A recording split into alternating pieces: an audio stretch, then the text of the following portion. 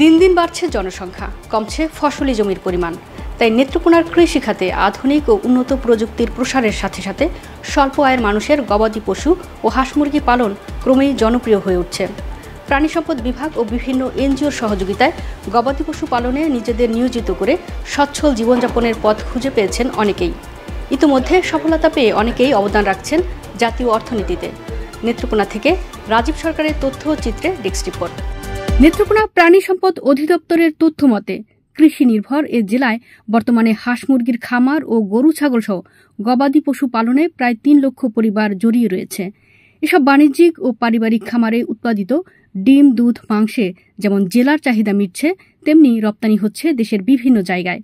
এদিকে প্রাণী সম্পদ বিভাগের পরামর্শ ও বিভিন্ন উন্নয়ন সংস্থার সহায়তায় এসব খামার যেমন স্বাবলম্বী করে তুলছে লাখো পরিবারকে, তেমনি কর্মসংস্থানের সুযোগ হয়েছে এক বিরাট জনগোষ্ঠীর বলে জানিয়েছেন খামার সংশ্লিষ্টরা। হাঁস মুরগি সহ গবাদি পশু পালনের মধ্য দিয়ে নেত্রকোনার বেকার সমাজকে স্বাবলম্বী করে তুলতে ৩৭,০০০ পরিবারকে অর্থসহ বিভিন্ন ধরনের সহায়তা দেওয়া হয়েছে বলে জানিয়েছে এই সোশ্যাল ডেভেলপমেন্ট ফাউন্ডেশনের এই কর্মকর্তা। ৩ লক্ষাধিক পরিবার খামার শিল্পের সাথে জড়িত।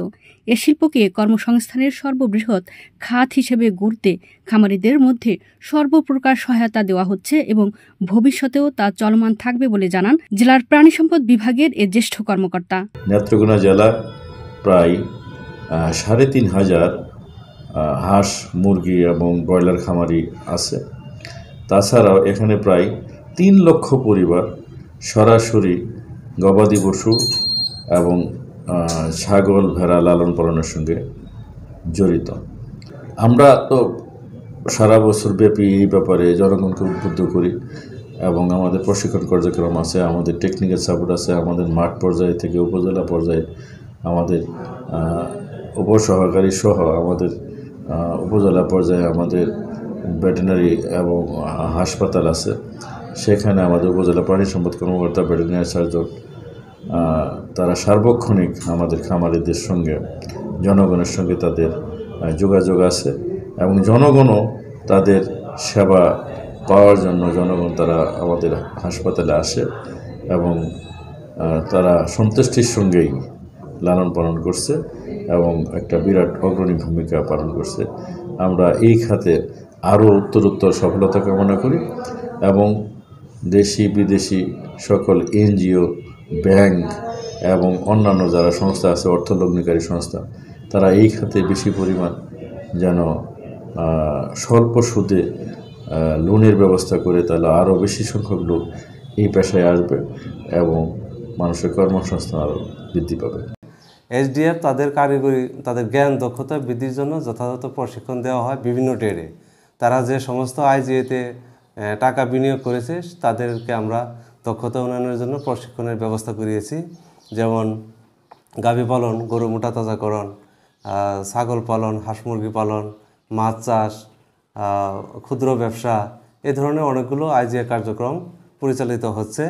এদের মধ্যে থেকে যারা ঋণ কার্যক্রম ভালোভাবে সফল করেছে এবং যে সকল গ্রাম ভালো অর্জন করেছে, মানে ভালো ধরনের আইজিএ বাস্তবায়ন করেছে, এরকম 20 থেকে 25 জন সদস্য বাছাই করে আমরা উৎপাদনকারী দল গঠন করতে সহায়তা করেছি।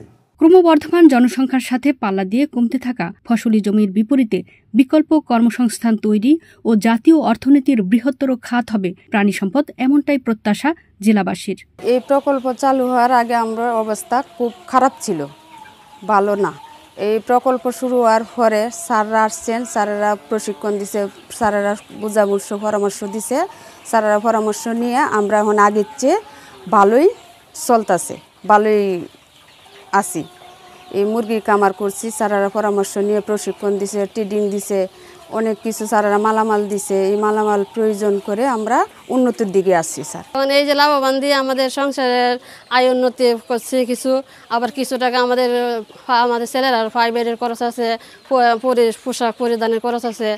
আবার আমরা যেন সংসারে এভাবে একটা অনেক কিছু যেন একটা পরিবেশে খাওয়া দাওয়া আছে না, অনেকেই তো খরচ আছে। এই খরচ চাহিদা মোতাবেক আমরা মেটাতে পারতেছি, সন্তানের চাহিদা মেটাতেছি। আমরা নিজের আবার পোশাক, মানে আগে শীতের কাপড় কেনার পয়সা ছিল না, এখন আমরা মোটামুটি পোশাক কিনতে পারি।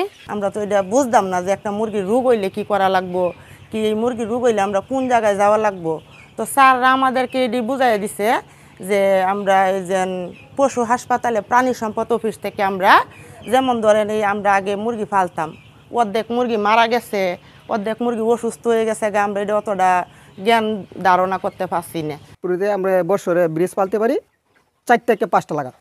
বছর যদি ভালো মনে করি তাহলে আমরা 5টা বীজ তুলি। আর যদি দেখি যে বছর মানে একটু ব্যবসার দিকে কেমন একটু লাগতেছে, মন্দা লাগতেছে, তাহলে ব্রিজ তুলি 4টা। মনে করেন যে প্রথম বীজে যদি আমার 50,000 টাকা আসে, দ্বিতীয় বীজে দেখা গেল যে আবার 20,000 টাকা পাইছি, ঠিক আছে। আবার দেখা গেল অন্য একটা বীজের মধ্যে 60 থেকে 70,000 টাকা পাই গেছি গিয়ে, ঠিক আছে। এই হিসাব গড় করলে মনে হয় যে 1-2 লক্ষ টাকার মতন আমরা বছরে ইনকাম করতে পারি।